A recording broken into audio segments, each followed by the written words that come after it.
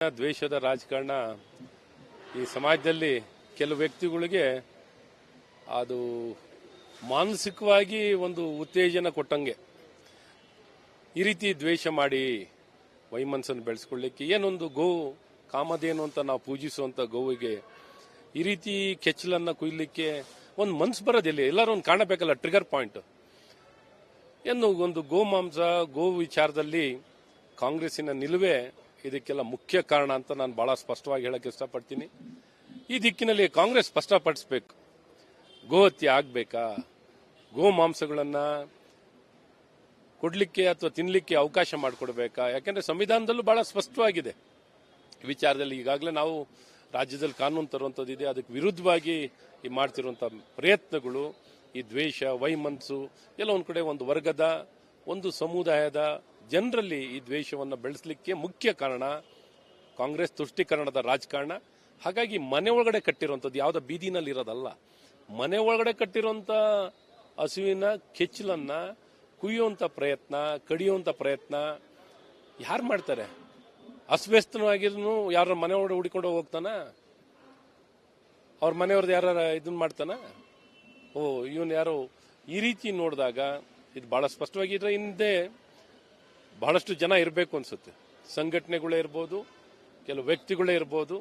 ಇದನ್ನ ಇನ್ನ ದೀರ್ಘವಾಗಿ ತನಿಖೆ ಮಾಡಬೇಕು. ಯಾಕಂದ್ರೆ ಇಲ್ಲಿ ಆಯುಕ್ತರು ಒಂದು ಒಳ್ಳೆ ಉದ್ದೇಶ ಇಟ್ಕೊಂಡಿದ್ದಾರೆ ಅನ್ಕೊಂಡಿದ್ದೀನಿ. ಆಯುಕ್ತರು ಇದ್ರ ಬಗ್ಗೆ ಪಕ್ಷಾತೀತವಾಗಿ ಸತ್ಯವನ್ನ ಹೊರಗೆ, ಯಾಕಂದ್ರೆ ಮುಚ್ಚಾಕಂತ ಪ್ರಯತ್ನಗಳು ನಡೀಬಾರದು. ಯಾಕಂದ್ರೆ ಸರ್ಕಾರದ ಹಿತವನ್ನ ಕಾಪಾಡಲಿಕ್ಕೆ ಸತ್ಯ ಆಚೆ ಬರದೆ ಕೂತ್ಕೊಂಡು, ಸತ್ಯ ಬರದೆ ಅದು ಸತ್ಯ ಆಚೆ ಬರಲಿಲ್ಲ ಅಂದ್ರೆ ನಿಜವಾದ ಉದ್ದೇಶಗಳು ಆಚೆ ಬರಲ್ಲ. ಹಾಗಾಗಿ ಈ ವಿಚಾರದಲ್ಲಿ ದೀರ್ಘವಾಗಿ ತನಿಖೆಯನ್ನು ಮಾಡಿ ಎಲ್ಲ ಒಂದ್ ಕಡೆ ಇಂಥ ಘಟನೆಗಳು ಮತ್ತೊಮ್ಮೆ ಆಗಬಾರ್ದು ಅಂದ್ರೆ ಬಹಳ ಸ್ಪಷ್ಟವಾಗಿ ತನಿಖೆ ಆಗಿ ನಿಜವಾದ ವ್ಯಕ್ತಿಗಳು ಯಾರು ಹಿಂದೆ ಇದ್ದಾರೆ ಅವರನ್ನ ಬಯಲಿಗೆ ತರಬೇಕು, ಅವ್ರ ಮೇಲೆ ಕ್ರಮ ಆಗಬೇಕು ಅನ್ನೋಂಥದ್ದು ನಮ್ಮ ಒತ್ತಾಯ. ಯಾವ ಬಿಹಾರದವ್ರಿಗೆ ಇಷ್ಟು ಧೈರ್ಯ ಇರ್ತದ್ರಿ? ಅವ್ರಿಗೆ ಏನಾರು ಯಾರು ಹಿಂದೆ ಇದ್ರೆ ಮಾಡ್ಲಿಕ್ಕೆ ಸಾಧ್ಯವಾಗುತ್ತೆ. ಇಲ್ಲಿ ಯಾರಪ್ಪ ಅವ್ರೇನಪ್ಪ ಯಾವ ತರ ಒಂದು ದಿನ ಇಂಥ ಧೈರ್ಯ ಮಾಡಿರೋರು ನೋಡಿದ್ದೀರಾ? ಇದುವರೆಗಂತ ಧೈರ್ಯಗಳು ಎಲ್ಲಿಂದನೂ ಬರ್ಲಿಕ್ಕೆ ಸಾಧ್ಯ ಇಲ್ಲ. ಹಾಗಾಗಿ ಇದಕ್ಕೆ ಬಹಳ ಸ್ಪಷ್ಟವಾಗಿ ಉತ್ತರ ಕೊಡಬೇಕು ಅಂತ ಮತ್ತು ಕ್ರಮನೂ ವಹಿಸಬೇಕು ಅಂತ ಬಹಳ ಸ್ಪಷ್ಟವಾಗಿ ನಾನು ಅಧಿಕಾರಿಗಳ, ಗೃಹ ಇಲಾಖೆಯ ಅಧಿಕಾರಿಗಳನ್ನ ಒತ್ತಾಯವನ್ನ ಮಾಡ್ತೀನಿ. ಸಿಎಂ ಕುರ್ಚಿ ಖಾಲಿ ಇಲ್ಲ. ಇವತ್ತು ಅವರ ಸುರ್ಜೇವಾಲಾ ಅವರು ಬಂದಿದ್ದಾರೆ, ಅವರು ಉಸ್ತುವಾರಿ. ಅಂದ್ರೆ ಒಂದು ಸಂದೇಶ, ಸಿಎಂ ಸ್ಥಾನ ನಾವು ಬಿಟ್ಕೊಡೋದಿಲ್ಲ. ನೋಡ್ರಿ, ಅವ್ರ ಪಕ್ಷದಲ್ಲಿ ಯಾರು ಪೂರ್ಣ ಅವಧಿ ಇರ್ತಾರೋ, ಅರ್ಧ ಅವಧಿ ಇರ್ತಾರೋ, ನಾವು ಪ್ರತಿಪಕ್ಷವಾಗಿ ನಾವು ಅದ್ರಿಲ್ಲ. ಅದು ಕಾಂಗ್ರೆಸ್ ಪಕ್ಷಕ್ಕೆ ಬಿಟ್ಟಂತ ವಿಚಾರ. ನಾವ್ಯಾದ್ರ ಬಗ್ಗೆ ನಮ್ದೇನ ತಕರಾರಿಲ್ಲ. ಅವ್ರ ಪಕ್ಷದಲ್ಲಿ ಯಾರು ಮುಖ್ಯಮಂತ್ರಿ ಆಗ್ತಾರೆ ಅನ್ನೋದು ನಮ್ಮ ಸಮಸ್ಯೆ ಅಲ್ಲ. ಹಾಗಾಗಿ ಇವತ್ತು ಜನ ಅವರಿಗೆ ಮ್ಯಾಂಡೇಟ್ ಕೊಟ್ಟವ್ರೆ, ಆ ಸರ್ಕಾರವನ್ನ ಪೂರ್ಣ ಅವಧಿಯಲ್ಲಿ ನಡೆಸಬೇಕು. ಯಾರು ಬೇಕಾದ್ರೆ ಮುಖ್ಯಮಂತ್ರಿ, ಅವ್ರ ಪಕ್ಷ ನಿಶ್ಚಯ ಮಾಡಿಕೊಂಡು ಯಾರು ಬೇಕಾದ್ರೆ ಮುಂದುವರಿಲಿ. ಆದರೆ ಈ ಅಧಿಕಾರವನ್ನ ಭ್ರಷ್ಟಾಚಾರ ಮಾಡಿಕೊಂಡು, ಅಧಿಕಾರ ದುರ್ಬಳಕೆಯನ್ನು ಮಾಡಿ, ಭ್ರಷ್ಟಾಚಾರದ ಮೇಲೆ ಭ್ರಷ್ಟಾಚಾರ, ಆಡಳಿತನೇ ಸಂಪೂರ್ಣವಾಗಿ ಕುಸಿದೋಗಿದೆ. ಇವರ ಒಳ ಜಗಳ, ಜಾತಿಗಳ ವೈಮನಸ್ಸು ಎಲ್ಲಿವರೆಗೂ ಹೋಗ್ತಿದೇನ್ರಿ? ಇವರು ಜಾತಿಗಳ ವೈಮನಸ್ಸನ್ನು ಎತ್ಕೊಡ್ತಿರೋದು. ಈ ರೀತಿ ಬಹಿರಂಗವಾಗಿ ಒಂದು ಸರ್ಕಾರ ನೋಡಿ ಅಧಿಕಾರಕ್ಕೆ ಬರ್ತಾ ಒಂದು ಜಾತಿಗೆ ಅನ್ಯಾಯ ಆಗಿರೋ ವಿಚಾರಗಳನ್ನ ಜನರ ಮುಂದೆ ತರುವಂತದ್ದು ಕೇಳಿದ್ದೀನಿ.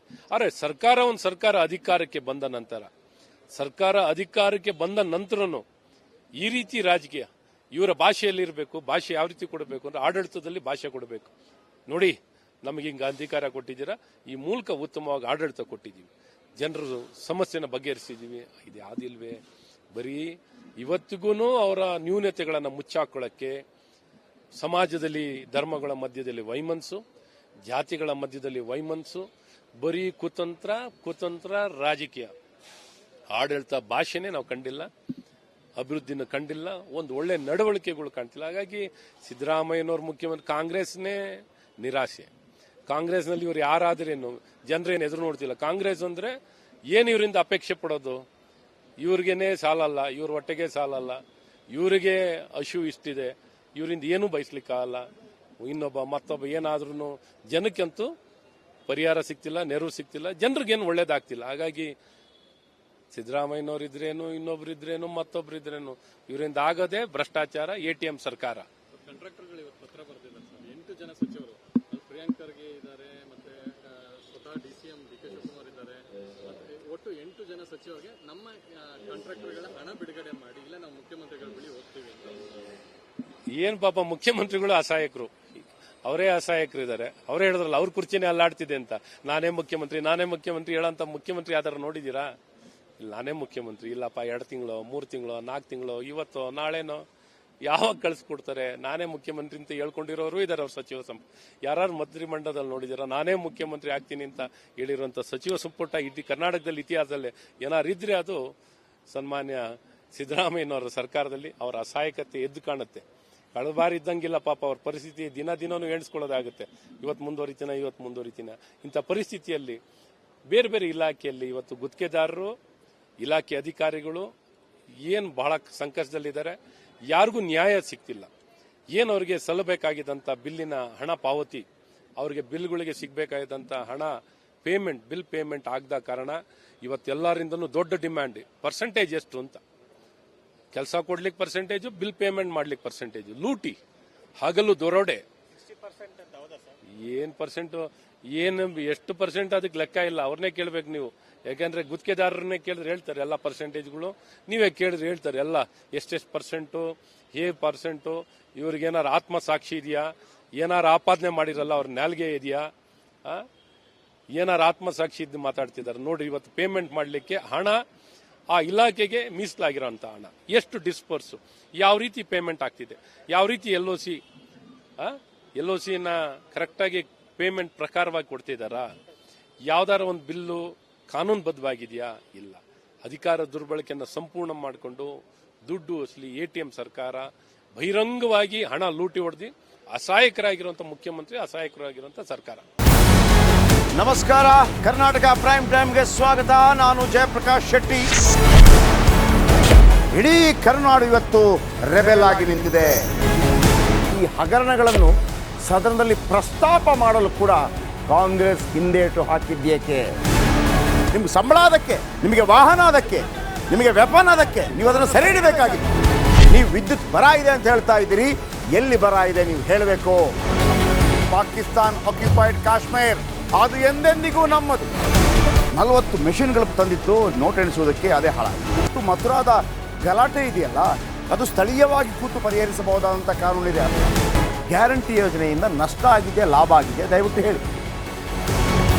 Dawood Ibrahim most wanted criminal ಯಾವಾಗಾದ ಅಂದರೆ ಇಲ್ಲಿ ತನಕ ಭಾರತ ದೇಶದಲ್ಲಿ ಓರ್ವ ದಲಿತ ಪ್ರಧಾನಿಯಾದಂಥ ಇತಿಹಾಸವೇ ಇಲ್ಲ. ರಿಪಬ್ಲಿಕ್ ವರ್ಲ್ಡ್ ಆಪ್ ಇದು ಕೇವಲ ಅಪ್ಲಿಕೇಶನ್ ಅಲ್ಲ, ಸಮಗ್ರ ಸುದ್ದಿಗಳ ಸಂಪರ್ಕ ಮಾರ್ಗಕ್ಕೆ ಕ್ರಾಂತಿಕಾರಿ ಬದಲಾವಣೆ. ರಿಪಬ್ಲಿಕ್ ವರ್ಲ್ಡ್ ಆಪ್ ಕೇವಲ ಸುದ್ದಿ ಅಪ್ಲಿಕೇಶನ್ ಅನ್ನ ಪರಿಚಯ ಮಾಡ್ತಾ ಇಲ್ಲ, ಬದಲಾಗಿ ಡಿಜಿಟಲ್ ಸುದ್ದಿ ಬಳಕೆಯ ಹೊಸ ಯುಗಕ್ಕೆ ನಾಂದಿ ಹಾಡ್ತಾ ಇದೆ. ಇದೊಂದು ಬ್ರೇಕಿಂಗ್ ನ್ಯೂಸ್, ಪ್ರಭಾವಶಾಲಿ ಕಾರ್ಯಕ್ರಮಗಳಿಗೆ ಗಟ್ಟಿಯಾದ ವೇದಿಕೆ. ರಿಪಬ್ಲಿಕ್ ವರ್ಲ್ಡ್ ಅಪ್ಲಿಕೇಶನ್ ಈಗ ಲೈವ್ ಆಗಿದೆ. ಗೂಗಲ್ ಪ್ಲೇ ಸ್ಟೋರ್ ಮತ್ತು ಆಪಲ್ ಆಪ್ ಸ್ಟೋರ್ ಎರಡರಲ್ಲೂ ಲಭ್ಯವಿದೆ. ಈಗಲೇ ಡೌನ್ಲೋಡ್ ಮಾಡಿ.